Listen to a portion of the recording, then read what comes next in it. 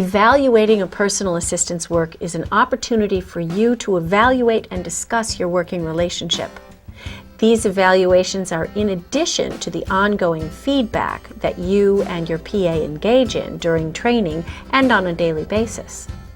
Evaluation should be viewed as a positive exercise. It should not be seen as something that you do when you have problems. There are many ways to do an evaluation. Here are a few ideas that may be helpful. The work relationship between you and your PAs requires constructive, open discussion in order to keep you both happy. It is important to regularly schedule evaluation meetings. Do this even when there are no obvious problems. At the end of one, set the date for the next one and put it on your calendar. Evaluation can help both of you to understand your own shifting needs and concerns. It also will provide an opportunity for a sincere response to each other's needs. Your attitude on the job is great, and I do like that. It makes my day go so much more smoothly. And as far as cooperation, well, I think you're about as good as it gets when it comes to that. You work with me, I try to work with you, and I think that's something that we can really go forward with and work together. The first evaluation meeting should be scheduled 1 month after a new PA is hired. If this first meeting shows areas that need improvement, do another performance evaluation 1 month later. If the PA seems to be learning the tasks well and is happy with you as the employer, then the next evaluation can wait for 3 to 6 months. In addition, regular appointments to review work should be made. Small problems can be fixed before they become large. You might set a schedule for reviewing the work assignments. Daily assignments might be reviewed every 2 or 3 weeks. Weekly assignments might be reviewed every 4 to 6 weeks. Monthly assignments could be reviewed every 3 to 4 months. This will help you solve problems before they become big issues. Prepared evaluation notes can be the starting point for your evaluation meeting. The job description and the task assignments can also serve as starting points for the evaluation discussion. These notes should be as detailed as possible so that the PA will understand how you prefer tasks to be done. You need to be prepared to be sure that the evaluation meeting is successful.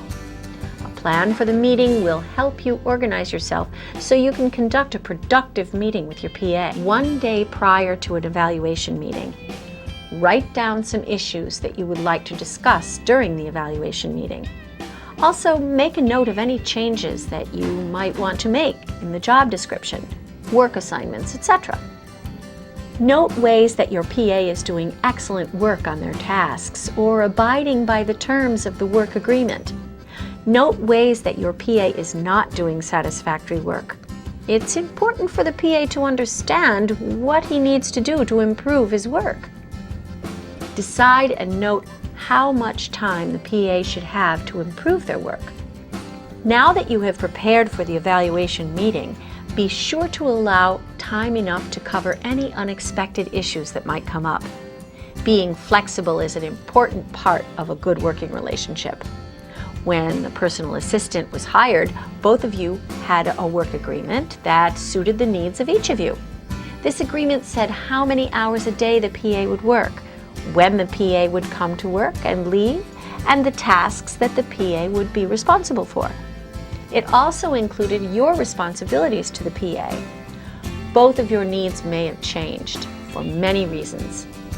If either party's needs have changed, you may want to think about changing the work agreement. Any possible changes in the work agreement should be discussed in the evaluation meeting. This will allow you to make changes that are convenient for both parties. You both may be a bit nervous before the meeting. This is understandable. You can begin by explaining the reason for the evaluation meeting.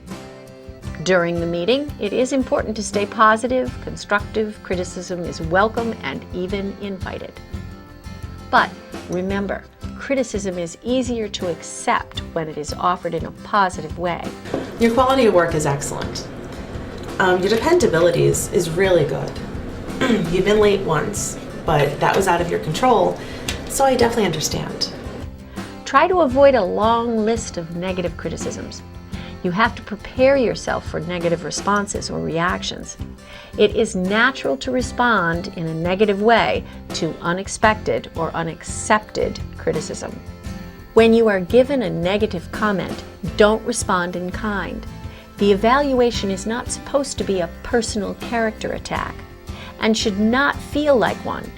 If either of you becomes too emotionally affected by criticism to participate effectively in the discussion, postpone the rest of the evaluation to a later date. It is not useful to continue the meeting when either of you is upset. Constructive criticism.